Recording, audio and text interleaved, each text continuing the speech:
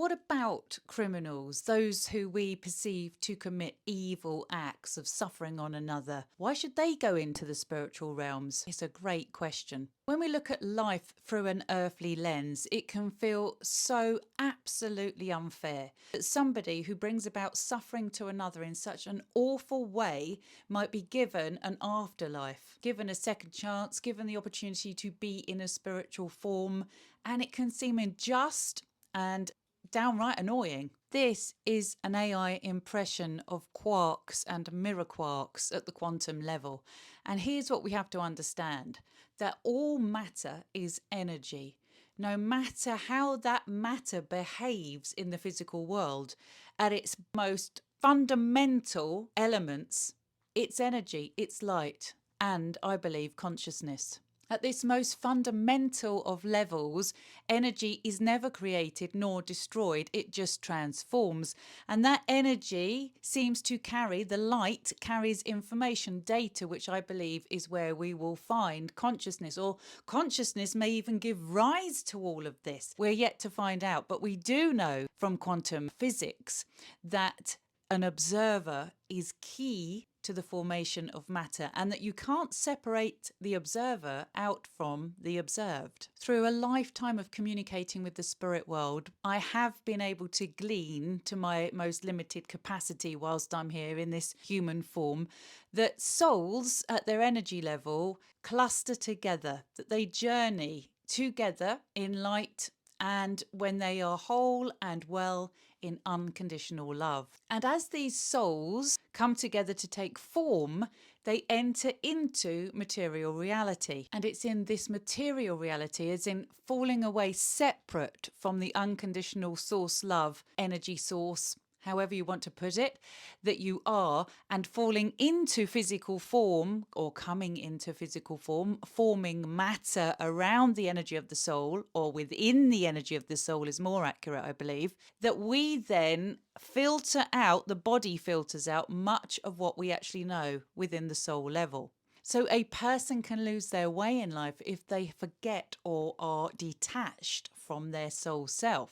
Should they detach far enough away, they can become very low because they are no longer feeling love or never knew love because they didn't go within.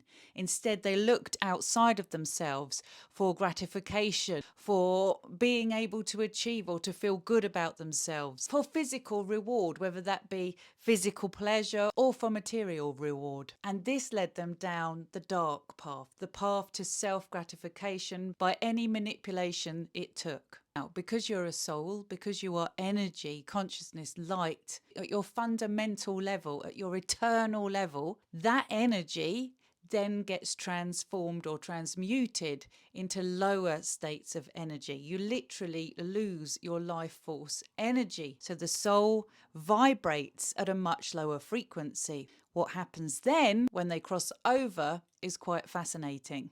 Moving into the spiritual planes, which are still worlds of form, because these people are in apparition form or spiritual form. The spiritual planes, the heavenly realms have got a form, right? It's not just light and energy in these dimensions. Then lots of these beings seem to be lost. They lose their way because they're vibrating so low, and then they attract like to like. They end up in what can only be thought of as hellish realities. Heaven is a state of being, and so is hell.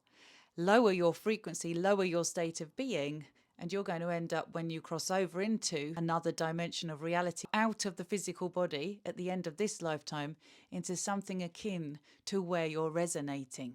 Sounds awful, right? You see, the law is the law. You reap what you sow. Every action has an equal and opposing reaction. By your fruits you'll be known. If you are resonating at a lower frequency energetically, you end up in the lower realms of spirit, where it can be, I've seen this, I've been shown this, very dark, dismal, isolated, lonely, depressive, feels physically cold actually, just like you'd imagine death to feel, void of everything, because consciousness, energy, creating reality, is now able to create something akin to this image. And whilst existing in planes like this, can you imagine how very difficult it is then to raise your energy and your frequency?